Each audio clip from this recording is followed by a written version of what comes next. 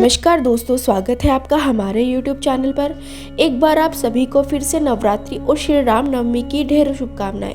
नवरात्रि के 9 दिन, जिसमें हम 9 दिन माँ के स्वरूपों की उपासना करते हैं।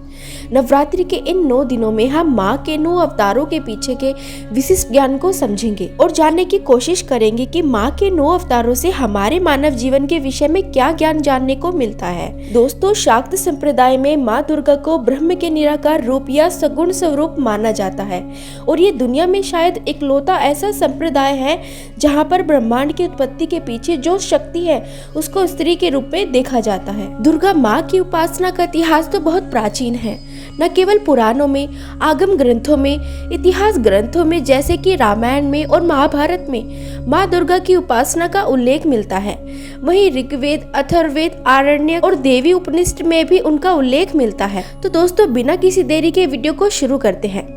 दोस्तों, सनातन धर्म में जब अवतारों की बात होती है तो जहाँ एक तरफ विष्णु जी के दशावतार प्रसिद्ध है, वहीं दूसरी तरफ माँ दुर्गा के 9 अवतार भी प्रसिद्ध है। जहाँ विष्णु जी के दशावतार पूरी मानवता के एवोल्यूशन को दर्शाते हैं। जैसे उनका प्रथम अवतार मत्स्य रूप यह दिखाता है कि कैसे समुद्र से जीवन की उत्पत्ति हुई। उसके बाद उनका कूर्म अवतार कि कैसे समुद्र से थल पर जीवन आया। फिर वराह अवतार कि कैसे जंगली जानवर बने। फिर नरसिंह अवतार की जानवर से मनुष्य की उत्पत्ति हुई। उसके बाद आने वाले अवतार जैसे कि परशुराम, राम, कृष्ण, बुद्ध और कल्कि, ये अवतार ऐसा दिखाते हैं कि कैसे बौद्धिक क्षमता जो थी इंसान की वो धीरे धीरे बढ़ती गई, साथ ही में उनकी आकांक्षा बढ़ती गई। तो जहाँ पर विष्णु जी का अवतार हमें पूरी मानवता के बारे में बताता है, वहीं दुर्गा जी के 9 अवतार हमें पर्टिकुलर एक व्यक्ति के मतलब इंडिविजुअल आदमी के, इंडिविजुअल औरत के जीवन के अलग अलग पड़ाव हैं, उनको समझाते हैं। तो आइए नवरात्रि के इन 9 दिनों में माँ दुर्गा के हर एक अवतार के पीछे की गहराई को समझते हैं। प्रथम अवतार शैलपुत्री। दोस्तों, दुर्गा माँ का प्रथम अवतार शैलपुत्री है और अगर आप नाम पर ध्यान दें तो इसमें 2 चीजें देखने को मिलती हैं, एक शैल और दूसरी पुत्री।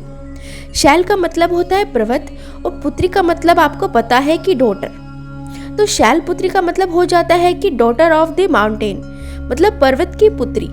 और जो ये रूप है माँ का, ये सबसे प्रिमिटिव रूप है, मतलब अभी भी वो पैदा हुई है। अगर इस अवतार की तुलना की जाए तो हम इस अवतार की तुलना एक नवजात शिशु से कर सकते हैं, जैसे वो तुरंत पैदा हुआ हो। और जब शिशु पैदा होता है तो वो अपने नाम से नहीं जाना जाता, माता पिता के नाम से जाना जाता है। माँ के इस अवतार का स्वयं का नाम नहीं है, वो अपने पिता के नाम से जानी जा रही है। अगर आप इस स्वरूप को देखो तो माँ के केवल 2 हाथ दिखाए गए हैं। अक्सर क्या होता है कि माँ दुर्गा के 4 हाथ या 8 हाथ या फिर 18 भुजाएं दिखाई जाती है, लेकिन ये जो उनकी फॉर्म है यह सबसे आधारभूत स्वरूप है, बस अभी अभी पैदा हुआ है, इसलिए उनके 2 हाथ दिखाए गए हैं। एक हाथ में है त्रिशूल और एक हाथ में है कमल।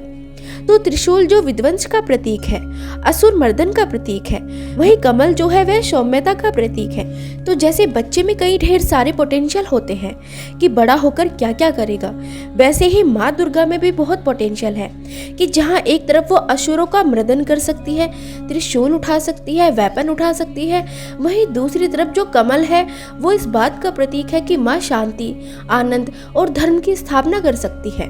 ये उनका पोटेंशियल है, ये तो उनका आधारभूत स्वरूप है, पहला स्वरूप है। आप इसकी तुलना नवजात शिशु से कर सकते हैं। माँ दुर्गा के दूसरे अवतार के विषय में जानने के लिए हमारे दूसरे वीडियो को देखना ना भूलें। और अगर आपको हमारा वीडियो अच्छा लगे तो अपने विचार कमेंट बॉक्स में जरूर रखें और हमारे चैनल को सब्सक्राइब करना ना भूलें।